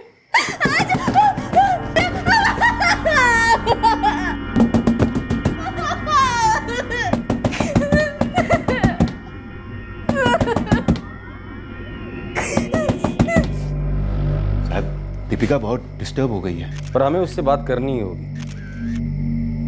ये लोग यहाँ कब से रहते हैं? शोभा ताई तो पिछले 10 साल से मेरी किराएदार थी और गणेश भाऊ और दीपिका पिछले 4 साल से यहाँ रह रहे हैं। यहाँ आने के बाद गणेश भाऊ को नौकरी मिली और दीपिका भी कॉलेज जाने लगी। गणेश जी, मानता हूं मुश्किल वक्त है, पर मर्डर केस में वक्त ही सबसे कीमती होता है। आपको अपनी बेटी को हमसे बात करने के हालात में लाना ही होगा। देखिए, जब तक ये नहीं पता चलता कि वो 2 लोग कौन थे, हम आपके आई के हथियारों को नहीं पकड़ सकते। सिक्योरिटी गार्ड हूँ। बताया उन्होंने। कौन सी कंपनी में? नाइक सिक्योरिटी सर्विस, पंचगंगा के पास सिरोली टावर्स। ड्यूटी कितने बजे की थी? रात 8:30 बजे। आज कुछ हुआ था? मतलब जब ड्यूटी पर जा रहे थे तो घर में कुछ अटपटा सा लगा था? नहीं साहब, रोज की तरह दीपिका और आई खाना खा रहे थे और मैं टिफिन लेकर निकला। मी जे केलं ते चुकीचं होतं. आता माझी मुलं मोठी होत आहेत. आप आपल्या करिअरची सुरुवात करायला जात आहेत ते, आणि माझी इच्छा नाहीये की त्यांनी माझ्यासारखी चूक करावी. कदाचित तुमची मुलं आज हा टीव्ही शो पाहत असतील. आई, मी येतो. माहिती आहे की त्यांना खूप वाईट वाटेल. दीपिका, मैं चल रहा हूँ। बाय बाबा। उसके बाद 1:30 बजे के आसपास रागिनी का फोन आया। उसने मुझे बताया कि ऐसा हुआ है। मुझे अभी भी यकीन नहीं हो रहा है कि कोई मेरी आई को भला क्यों मारेगा। पर सच तो ये है गणेश जी कि मर्डर हुआ है और आपकी बेटी ने उन दोनों को देखा है। देखिए, जितनी जल्दी वो बोलेगी सबके लिए अच्छा होगा। पोस्टमार्टम के बाद आप बॉडी ले जा सकते हैं।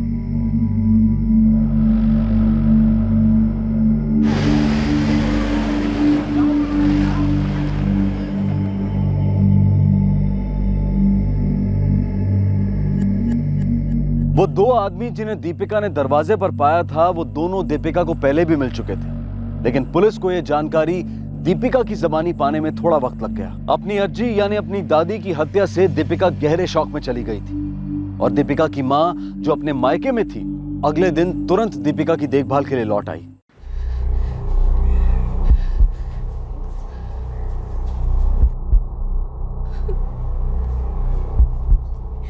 दीपिका कैसी है और अंदर क्या हो रहा है? उससे बात करने की कोशिश कर रहे, कुछ नहीं बोल पा रही हो। ये सब हुआ कैसे? मेरे को दीपिका से बात करनी है। तुम्हारी अपनी दादी माँ मारी गई दीपिका। क्या तुम नहीं चाहती कि उनके हत्यारे पकड़े जाएं? देखो, वो लोग शायद तुम्हें भी मार डालते, लेकिन तुमने अपनी समझदारी और बहादुरी से काम लिया और अपने आप को बचा लिया। पर अब उन्हें मत बचने देना। बोलो दीपिका, क्या हुआ था कल रात?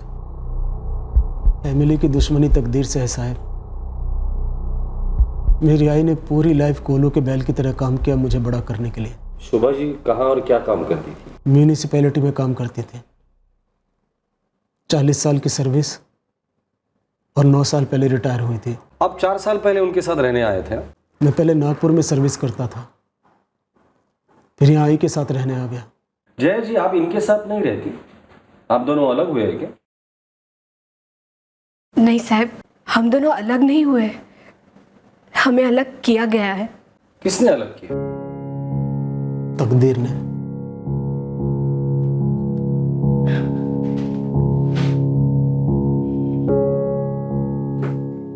जया, आपको एंडोमेट्रियोसिस हुआ है।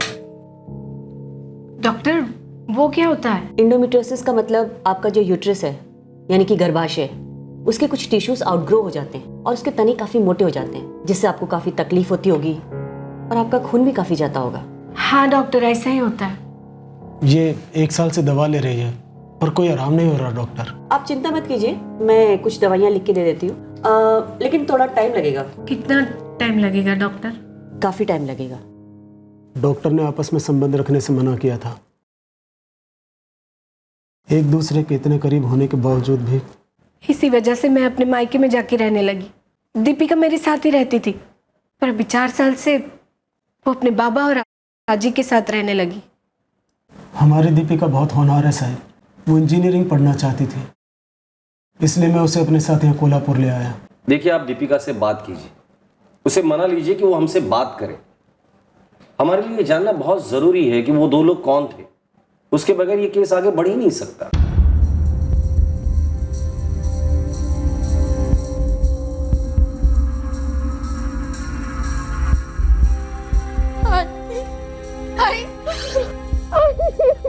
बस दीपिका, बस बस बस बेटा, बस शांत हो, शांत हो। देख, तेरे आई और बाबा आ गए हैं ना। हाँ, अभी घबराने वाली कोई बात नहीं है। हाँ, देख, पुलिस को ना सब कुछ बोल जो तूने देखा, वो लोग कौन थे, कैसे थे, सब बोलने का। हाँ,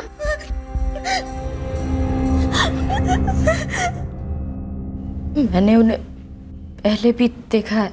क्या तुम जानती हो उन्हें? दीपिका कौन है वो लोग, कहाँ रहते हैं, नाम क्या है उनका? नाम पता नहीं जानती।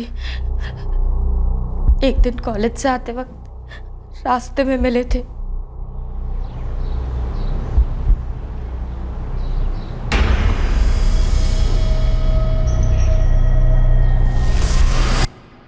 धमकाया तुम्हें? लाम रहा और हमसे मत उलझ, समझी? आजिला सान, उम्र की औकात में रहे, वरना छोड़ेंगे नहीं तुम दोनों को। किससे दूर रहने के लिए कह रहे थे? दीपिका, अगर तुम नहीं बताओगी तो वो लोग आजाद घूमते रहेंगे। तुम्हारी आजी का गला काटकर मार डाला है उन्होंने। तुम्हें जरा भी गुस्सा नहीं आ रहा है? देखो दीपिका, इस वक्त एक एक सेकंड एक एक दिन की तरह है। जो कुछ भी छुपा रही हो मत छुपाओ, बोल दो सब कुछ।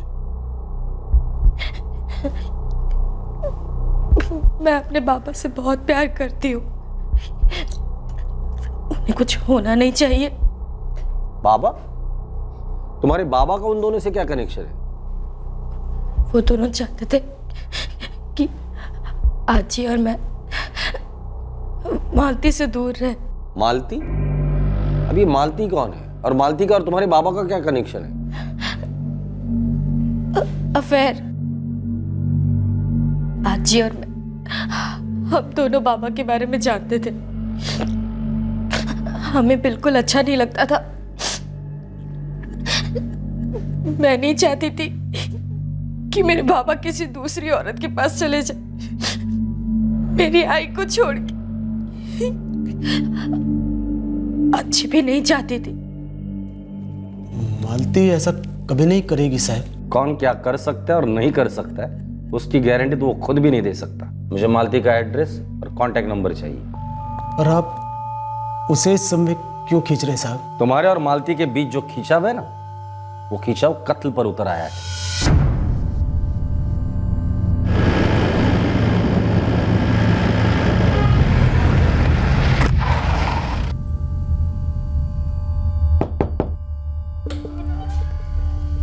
जी? मालती देशमुख आप हैं? जी हाँ। तुझे और आजी को मालती के बारे में पहले से पता था? हो आई, पता था। मैंने बाबा को देखा था मालती के साथ। मैंने पूछा भी था उनसे। क्या बोले वो? आजी ने भी पूछा था। क्या बोले तेरे बाबा? क्या आई, कुछ भी बोल रही हो? मैं और मालती सिर्फ अच्छे दोस्त हैं। आई हूँ मैं तेरी, मुझसे कुछ नहीं छुप सकता।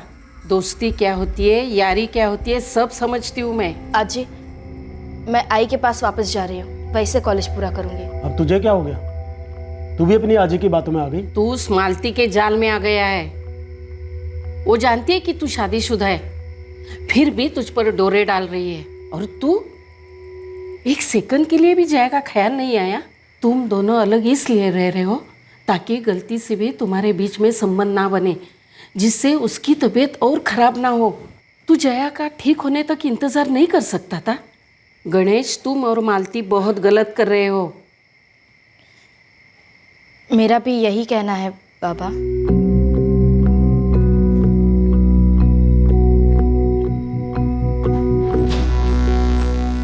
सर, जिस कंपनी में मैं काम करता हूँ, मालती भी उसी कंपनी में क्लर्क है। हम दोनों अच्छे दोस्त हैं। कितने अच्छे दोस्त हैं? मालती विधवा है, अकेली है। मैं भी अकेला हूँ, पर शादीशुदा हूँ। हम दोनों जानते हैं कि हमारा रिश्ता जहाँ तक गया है उससे आगे नहीं जा सकता। और तुम्हारा ये रिश्ता कितना आगे गया है? सालों से मेरे और मेरी पत्नी जया के बीच शारीरिक संबंध नहीं रहे। आखिर मैं भी इंसान हूं और मालती भी इंसान है। तो तुम दो इंसान एक हो गए अपनी इंसानी जरूरतें पूरी करने के लिए। वैसे ये तुम्हारा आपसी मामला है। वही तो। पर जब आपसी इंसानी मामले ऐसी हैवानियत पेश करते हैं तो हमें आपकी इंसानी जरूरतों पर शक होने लगता है मिस्टर शिंदे। मालती जी, हमें शक है कि आपके और गणेश के बीच सिर्फ जिस्मानी रिश्ते ही नहीं थे, आप उसे पूरी तरह से पाना चाहती थी। इसीलिए आपने उसकी मां को मरवा डाला और उसकी बेटी को मारने की कोशिश की। नहीं साहब, ये मारने मरवाने वाली बात बिल्कुल झूठ है। मैंने ऐसा कुछ नहीं किया। मैं ये मानती हूँ कि गणेश के साथ मेरे, लेकिन साहब मेरी हालत मुझे पहले दिन से पता थी। मैं अच्छी तरह से जानती थी कि उनकी जिंदगी का हिस्सा कभी नहीं बन सकती। प्यार करती हूँ उनसे, दिल से इज्जत करती हूँ उनकी। जया जी से तो बहुत प्रेम करते हैं वो। अपनी बच्ची, अपनी आई, दोनों को बहुत चाहते हैं। सर, मेरी बात का यकीन कीजिए, मैंने उनकी जिंदगी में दखल देने की कभी कोशिश नहीं की। दखल नहीं, धकेल दिया इस दुनिया से एक बुजुर्ग औरत को। पर आपके भेजे हुए किराए के हत्यारे उसकी बेटी को मारने में नाकामयाब रहे। ये झूठ है, मैंने कोई किराए के हथियारे नहीं भेजे। मालती किराए के हत्यारे भेज ही नहीं सकती साहब। वो तो किसी को डांट भी नहीं सकती। धमकाना तो बहुत दूर की बात है। ये झूठ है साहब। ये झूठ हम नहीं बोल रहे, ये बात हमें आपकी अपनी बेटी दीपिका ने बताई। अब आप ही बता दीजिए, दीपिका हमसे झूठ क्यों बोलेगी? उसे किसी ने झूठ बोलने के लिए कहा होगा साहब। कोई मेरे और मालती के रिश्ते का गलत फायदा उठा रहा है। ऐसा कौन खून का प्यास है जिसे तुम्हारे आई को मारकर खास फायदा होने वाला था? आप बेटी बच गई वो अलग बात है, लेकिन वो भी मरी थी समझो। ये भी तो हो सकता है कि ये मुझे और मालती को फंसाने की साजिश हो और कोई मेरी बेटी का इस्तेमाल कर रहा हो।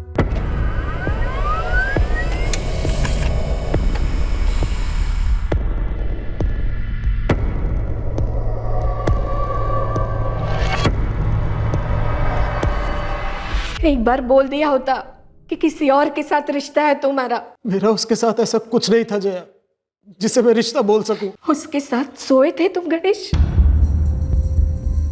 तो वो रिश्ता था गणेश, बहुत ही करीबी रिश्ता था। दीपिका और आई की लाश को फांदकर तुम दोनों अपने इस रिश्ते को किधर ले जाना चाहते थे? हाँ, मैंने आई को नहीं मरवाया जया, मैं इस बारे में कुछ नहीं जानता। पूरे भरोसे के साथ कह सकता हूँ कि मालती भी ये नहीं करवा सकती। नाम मत लेना उस मालती का। अगर मेरे को पता होता ना कि तुम्हारा किसी और के साथ चक्कर चल रहा है तो मैं दीपिका को इधर भेजती ही नहीं। गणेश, दीपिका बच तो गई है, पर उसकी मासूमियत और उसके भरोसे का कत्ल हुआ है, और कातिल तुम हो। एक बार बताया तो होता मुझे उन लोगों के बारे में। शोभा जी ने भी कभी कुछ नहीं बताया। अगर एक बार बोला होता ना तो उस मालती से तो मैं ही निपट लेता और तुम्हारे बाबा को भी साइड में लेकर समझाता, पर तुम लोगों ने कभी कुछ नहीं बताया मुझे। क्यों दीपिका, क्यों? राघव दादा, हमने कभी नहीं सोचा था कि वो लोग इस हद तक जाएंगे, और घर की बात थी तो। और मैं पराया हूं। आजकल कौन अपना है और कौन पराया मैं नहीं जानती, सच में नहीं जानती। सर, गणेश और मालती के फोन रिकॉर्ड्स में शक करने जैसा कुछ भी नहीं मिल रहा। सिक्योरिटी एजेंसी से कुछ पता चला? हाँ सर, मैंने वहाँ सबसे बात की। सबको मालूम था गणेश और मालती के रिश्ते के बारे में, लेकिन सब दावे के साथ कह रहे हैं कि ये दोनों ऐसा कुछ नहीं कर सकते। इन दोनों की बहुत ही अच्छी इमेज है वहाँ पर। सावंत, वो दो लोग जिन्होंने दीपिका को धमकी दी थी आणि तुझ्या आजीला सांग उम्र की औकात में रह, वरना छोड़ेंगे नहीं तुम दोनों को। वही लोग दीपिका के घर में घुसकर उसके दादी को मार देते हैं, लेकिन दीपिका बच जाती। अगर वो लोग चाहते तो बाथरूम का दरवाजा तोड़कर भी दीपिका को मार सकते थे। मतलब सर? प्लान दीपिका को मारने का था ही नहीं, प्लान दादी को मारने का था, जो मार दिया गया। हो सकता है। हो सकता है नहीं सावंत, ऐसा ही हुआ है। एक बात गणेश शिंदे ने पूछताछ के दरमियान मुझे बताई थी, वो बात च्युइंगम की तरह मेरे दिमाग में चिपक गई है। ये भी तो हो सकता है कि ये मुझे और मालती को फंसाने की साजिश हो, और कोई मेरी बेटी का इस्तेमाल कर रहा हो। कोई वाकई में गणेश और मालती को फंसाना चाहता है। दीपिका को बख्श दिया गया और दादी को मार दिया गया।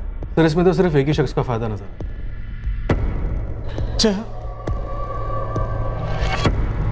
जया, रुक जाओ जया, मैंने कुछ नहीं किया। जया, जया रुक जाओ। हल्की सी ही सही पर पुलिस को षड्यंत्र की बू आ चुकी थी। एक भयंकर हत्या के लाल पर्दे के पीछे काली साजिश का साया नजर आ रहा था। रिश्तों की डोर से बना जाल मुजरिम ने फेंका जरूर था, लेकिन हमेशा की तरह मुजरिम अपने ही जाल में फंसने को था। ये कैसा बेहुदा सवाल कर रहे हैं आप? जया जी, एक सीधा सा सवाल पूछा है दोबारा, क्या वो दो हथियारे आपके भेजे हुए थे?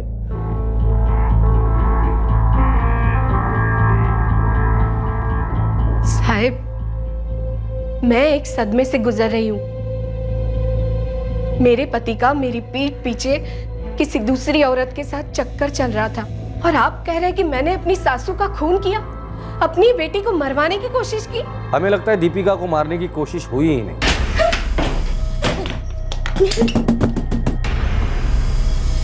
निशान आपकी सास थी और इरादा गणेश और मालती को फंसाना। ये क्या कह रहे हैं आप? क्या एक के बाद एक बकवास किए जा रहे हैं? और आपसे ये सब कहा किसने? हाँ, मेरे पति गणेश ने। उन्होंने कुछ नहीं कहा, आप ही कह दीजिए सब।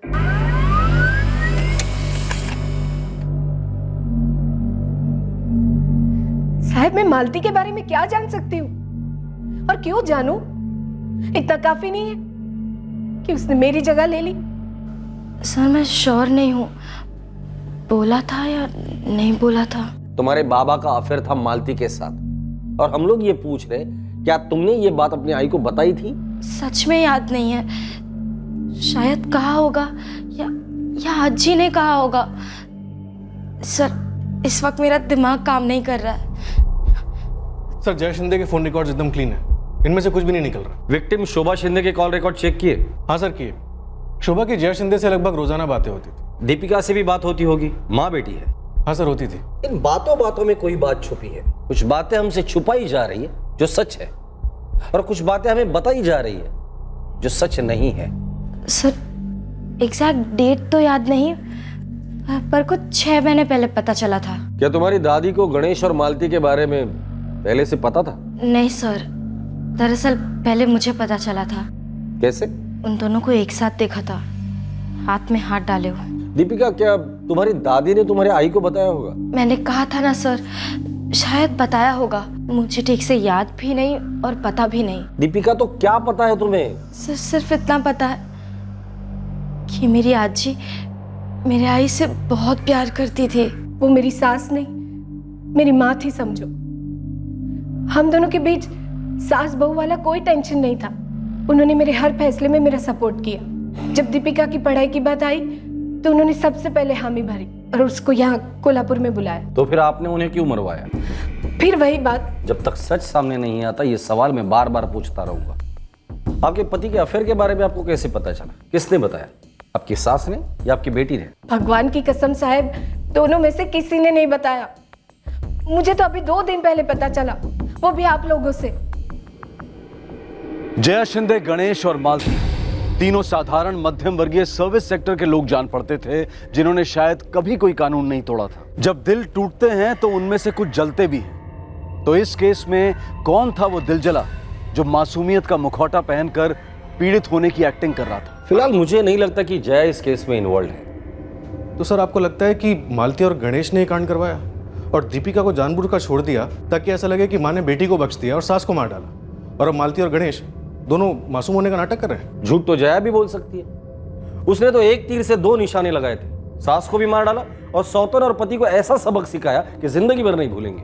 सर, कोई तो एक्टिंग कर रहा है और बहुत अच्छी एक्टिंग कर रहा है। वो भी सस्पेंस फिल्म वाली एक्टिंग सावंत। जुर्म हो गया, सब कुछ खुला छोड़ दिया। 2 रहस्यमय हत्यारे भी इस्तेमाल हुए जिनकी कोई भी इंफॉर्मेशन अभी तक सामने नहीं आ रही। सर मैंने दीपिका को पिछले 3 साल के सारे हिस्ट्री शीटर्स की तस्वीरें दिखाई, उनमें से कोई नहीं निकला। फिर मैंने एक स्केच आर्टिस्ट को बुलवाया।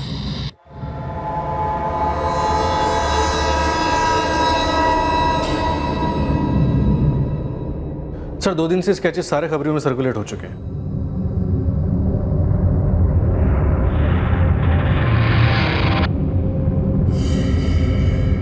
सर हमारे टॉप के सभी खबरियों ने पिछले 2 दिनों में कोल्हापुर और उसके आसपास के शहरों में हर जगह पे, जेलों में, हर जगह पूछताछ की, पर कोई इनको नहीं पहचानता। जिस तरह से ये मर्डर किया गया है, आरी से गले को काटा गया, हत्यारे घर के अंदर घुसे, मर्डर किया और भाग गए। ऐसा लगता नहीं है कि कोई बाहर का आदमी रहा होगा या फिर कोई पेशेवर हत्यारा होगा।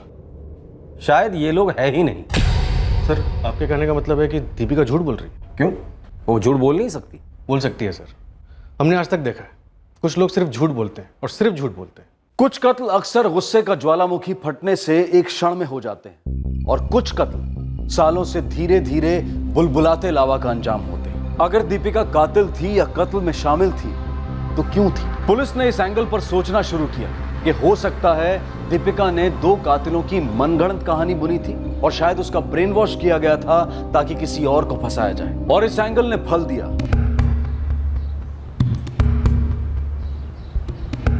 हेलो, आनंद लोखंडे।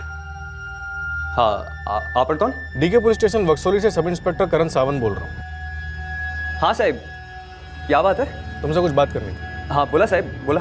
ऐसे नहीं, आमने सामने, आंखों में आंखें डालकर। पुलिस स्टेशन आ सकते हो तो बता दो, नहीं तो तुम्हें घर से उठवा लूंगा। नहीं साहब, मैं आ रहा हूँ अभी साहब।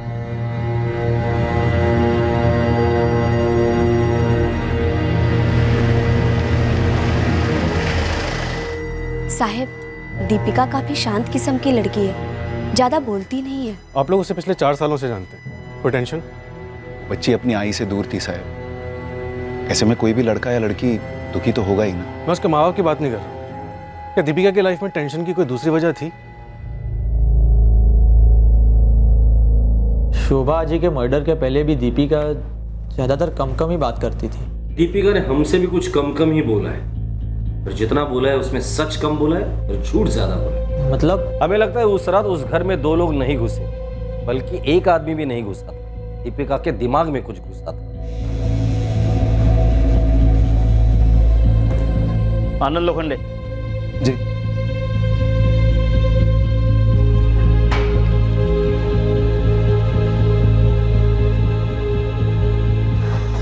सर, मुझे ऐसे क्यों लाया है यहाँ? मुझे डर लग रहा है। आप लोग मुझे ऐसे क्यों देख रहे हो? क्या बात है सर, बताइए ना। मुझे डरा क्यों रहे हो आप लोग?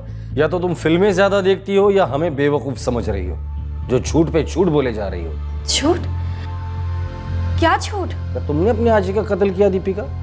ये क्या बकवास कर रहे हैं आप? बकवास तुम कर रही हो। वो 2 लोग जिन्होंने तुम्हें धमकाया था दरअसल है ही नहीं। वो दोनों तुम्हारे घर में नहीं घुसे थे, तुम्हारे दिमाग में घुसे थे। अब अपने दिमाग पे जोर दो और मुझे ये बताओ कि अपने आजी का कत्ल क्यों किया तुमने? मैं अपनी जान से ज्यादा प्यारी आजी का कत्ल क्यों करूंगी? क्यों ये झूठी कहानियां बनाकर आपको सुनाऊंगी? आप लोग मुझे फंसाना चाहते हो ना, इसलिए मेरे साथ ये सब कर रहे हो ना? फंसाना चाहते हो ना आप लोग मुझे? क्यों कर रहे हो मेरे साथ ऐसा? क्यों फंसाने की कोशिश कर रहे हो मुझे? क्यों कर रहे हो मेरे साथ ऐसा? दीपिका शिंदे एक ऐसी नेचुरल एक्ट्रेस थी जिसे देखकर कोई बता नहीं सकता था कि वो सच बोल रही है या झूठ। वो धमकी देने वाले 2 हत्यारों वाले झूठ से टस से मस नहीं हो रही थी। आखिरकार पुलिस को एक शातिर फिल्म डायरेक्टर की तरह एक्टर दीपिका को फुसलाना पड़ा ताकि एक सच्ची परफॉर्मेंस मिल सके।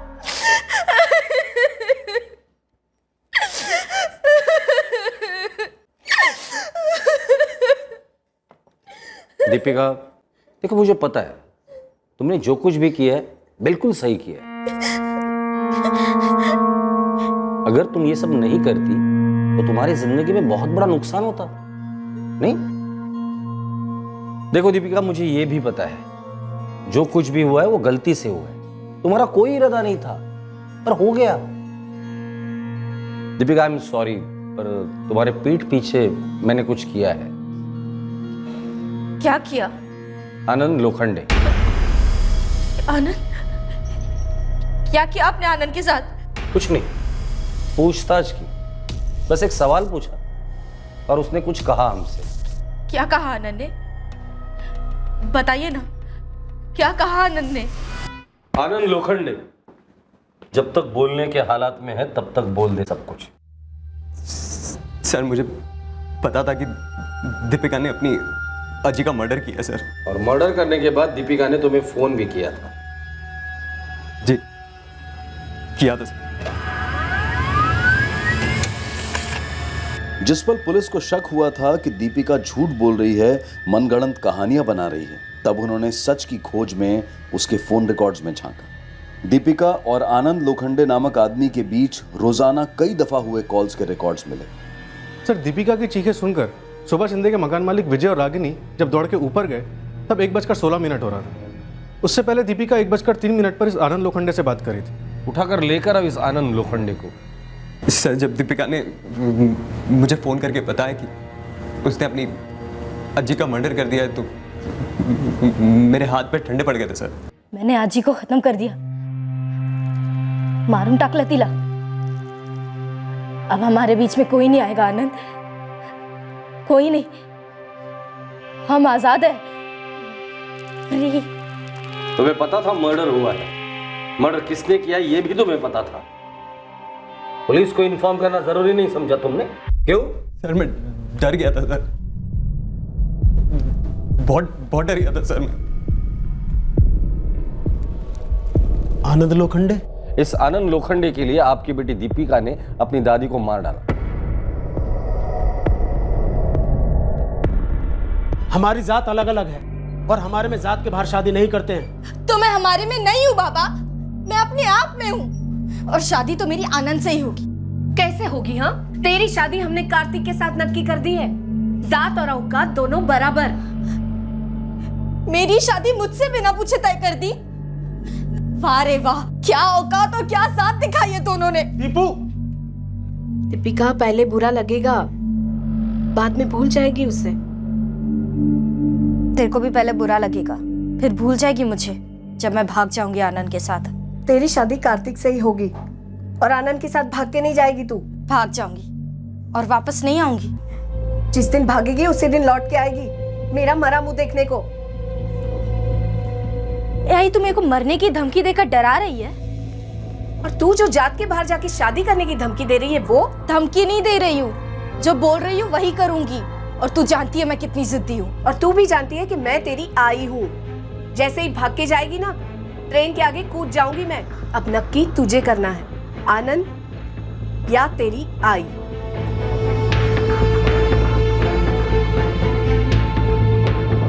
ये सुसाइड की धमकी आज तक काम आई है? जय जी, क्या आपकी सासू माँ ये बात जानती थी कि आपकी बेटी दीपिका की शादी जबरदस्ती कार्तिक के साथ हो रही है? क्या वो भी आनंद लोखंडे के खिलाफ थी?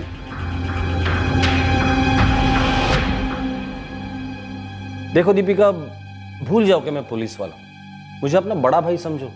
दीपिका, मैं तुम्हारी मदद कर सकता हूं, तुम्हारी सजा कम करवा सकता हूं।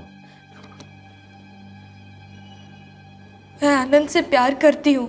जानता हूं मैं, पर दीपिका, जो लोग एक दूसरे पर जान देते हैं वो किसी की जान लेते नहीं। लेकिन आई बार बार अपनी जान देने की धमकी दे रही थी। और आजी तो। अच्छा सुनो ना, मुझे तुमसे कुछ बात करनी थी। आनंद कल आज ही दोपहर को मंदिर जा रही है। मैं घर पे 2 से 6 अकेली हूँ। आओगे मिलने? बताओ ना, आओगे? हाँ।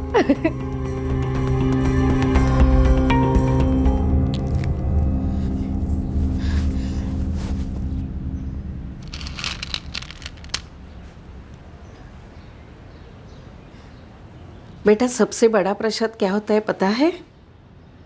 इज्जत, जो भगवान ने हमें दिया है। इज्जत के प्रसाद को हम फेंक देंगे ना तो बहुत बड़ा पाप होता है। तुम अब भी आनंद से मिलती हो? क्योंकि आजी मैं अब भी आनंद से प्यार करती हूँ। तेरी शादी कार्तिक से पक्की हुई है। आजी, कार्तिक की बात तो आप भूल ही जाओ। अगर मुझसे बिना पूछे मेरी शादी करानी थी तो फिर मुझे इंजीनियरिंग क्यों पढ़ाई? किसी छोटे से गांव में मेरा बाल विवाह करा देते। आजी मेरी भी तो कोई मर्जी है ना। आत्महत्या भी मर्जी से होती है दीपिका। आजी तू पण? तेरे आई के साथ साथ मैं भी मेरी जान दे दूंगी अगर तेरी शादी कार्तिक के साथ नहीं हुई तो। और गलती से भी इसे सिर्फ धमकी मत समझना। मैं कोई वाहियात मांग तो नहीं कर रही थी। अपने मर्जी के लड़के से शादी करना हक है मेरा, लेकिन ये लोग तो ऐसे पेश आ रहे थे जैसे पता नहीं मैं कौन सा महापाप कर रही हूं। अंदर ही अंदर बहुत उबल रही थी मैंने जो कुछ भी किया गुस्से में किया, और इसलिए किया ताकि सब फंस जाए और मैं आजाद हो सकूं, अपने मर्जी की जिंदगी जी सकूं।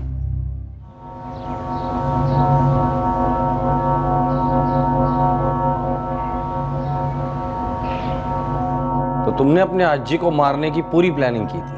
हाँ, मैंने पूरी प्लानिंग की थी।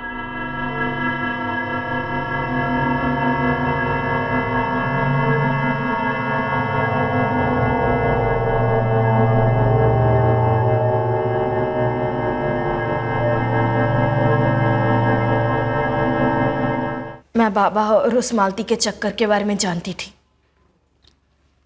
सबसे पहले शक उन पर ही जाता। मैं ये भी जानती थी कि आई पर भी शक जाएगा इस मर्डर का, इसीलिए मैंने वो 2 आदमियों वाली झूठी कहानी बनाई, धमकी वाली और मर्डर वाली। दीपिका, ये सब तुमने सिर्फ इसलिए किया ताकि तुम अपने मर्जी के लड़के से शादी कर सको? मेरे पास और कोई चारा ही नहीं था। सबके सब बार बार सुसाइड की धमकी दे रहे थे। तो सुसाइड की धमकी का जवाब तुमने मर्डर करके लिया। अपनी दादी माँ को मारा तुमने, जिसके घर में तुम रह रही थी। तुमने अपनी आई को फंसाने की कोशिश की, जिसने तुम्हें इस दुनिया में लाया। वो निर्दोष मालती को फंसाने की कोशिश की, जो अब कहीं की नहीं रही। तुमने अपने बाबा को कितना बदनाम किया पता है तुम्हें? और ये सब किस लिए? सिर्फ आनंद से शादी करने के लिए। दीपिका, तुम्हें लगता है कि आनंद ऐसी लड़की से शादी करना चाहेगा जो झूठी है, कठोर दिल है और खूनी है? करेगा। आनंद मुझसे और सिर्फ मुझसे शादी करेगा, क्योंकि मैं आनंद से प्यार करती हूँ और आनंद मुझसे प्यार करता है। आनंद तुमसे प्यार करता था। करता था मतलब? उसने कुछ कहा आपसे? बताइए ना, क्या कहा आनंद ने? दीपिका, बिना बोले भी कुछ बातें बताई जाती है। आनंद की आंखों में मैंने तुम्हारे लिए डर देखा, गुस्सा देखा, लेकिन प्यार की एक बूंद नहीं देखी।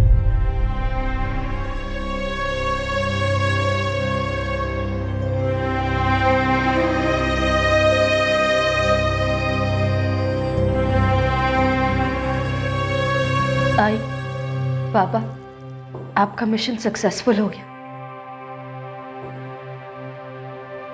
एक बार भी नहीं आया आनंद मुझसे मिलने। खत्म हो गया उसका प्यार।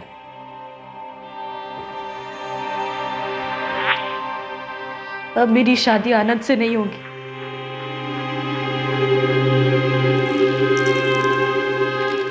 यही चाहते थे ना आप लोग? कांग्रेचुलेशन।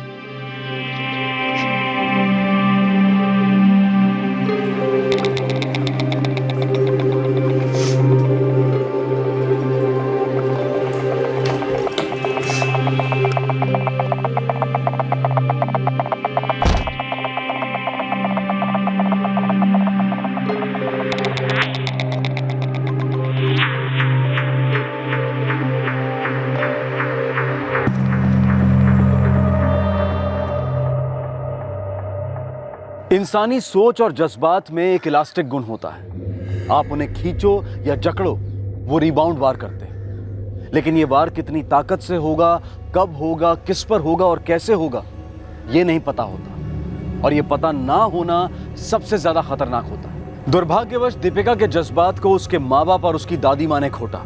नतीजा, दीपिका के हाथों दादी माँ का कत्ल। दीपिका ने उनकी सोच का जवाब अपनी सोच से दिया। अगर शिंदे खानदान में सोच की सड़क दो तरफी होती तो शायद ये जुर्म होता ही ना। अगर एक सोच को हमेशा ग्रीन सिग्नल मिले और विरोधी सोच को हमेशा रेड सिग्नल पर खड़े रहना पड़े तो सड़क पर हाहाकार मच ही जाएगा। किसी से जबरदस्ती हाँ नहीं कहलवाई जा सकती और किसी की ना को नजरअंदाज नहीं किया जा सकता। नतीजा घातक हो सकता है, जैसा कि इस केस में हुआ। दीपिका ने सोच समझकर मर्डर किया था। उस पर धारा 302 के तहत मुकदमा चलेगा और उम्र कैद से लेकर मौत तक की सजा हो सकती है। आपसे फिर मुलाकात होगी अगले एपिसोड में एक और नए केस के साथ। तब तक सतर्क रहें, सुरक्षित रहें और देखते रहें क्राइम पेट्रोल सतर्क। सबक एक को सीख हम सबको। जय। इस तरह के और भी एपिसोड देखने के लिए हमारे चैनल को सब्सक्राइब करें और बेल आइकन दबाना ना भूलें।